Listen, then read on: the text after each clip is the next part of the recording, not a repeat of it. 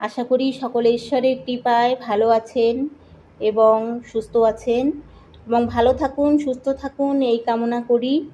চলুন পৌরাণিক কাহিনী অনুসারে জেনে নিই গণেশ চতুর্থীতে চাঁদের দিকে তাকাতে নেই কেন। চলুন জেনে নিই সেই কাহিনী।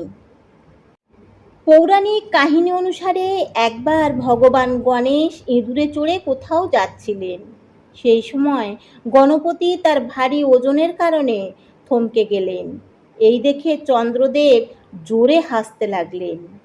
চাঁদকে হাসতে দেখে গণেশ ক্রুদ্ধ হয়ে চন্দ্র দেবতাকে অভিশাপ দেন। তিনি চাঁদের জ্যোতির ক্ষয় হওয়ার অভিশাপ দিয়েছেন এবং কেউ যদি এই দিনে আপনাকে দেখে তবে সে অপমানিত হবে। এই অভিশাপের কারণে গণেশ চতুর্থীর রাতে চাঁদ দেখা নিষিদ্ধ। যে এই দিনে চাঁদ দেখবে সেই ব্যক্তি অপমানে, অবমাননায়, মিথ্যা অভিযোগে ও অপমানের সম্মুখীন হয়। অন্যদিকে পৌরাণিক কাহিনী অনুসারে ভগবান শ্রীকৃষ্ণের বিরুদ্ধে সমস্তক নামক একটি মূল্যবান রত্ন চুরির অভিযোগ আনা হয়।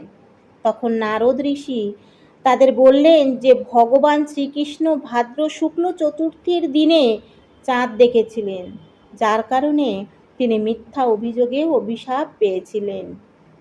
নারদ ঋষি ভগবান শ্রীকৃষ্ণকে আরও বলেছিলেন যে ভগবান গণেশ চন্দ্রদেবকে অভিশাপ দিয়েছেন যে ব্যক্তি ভাদ্র মাসের শুক্ল চতুর্থীর দিন এই সময় চন্দ্রকে দেখবে সে মিথ্যা অভিযোগে অভিশপ্ত হবে এবং সমাজে চুরির মিথ্যা অভিযোগে কলঙ্কিত হবে।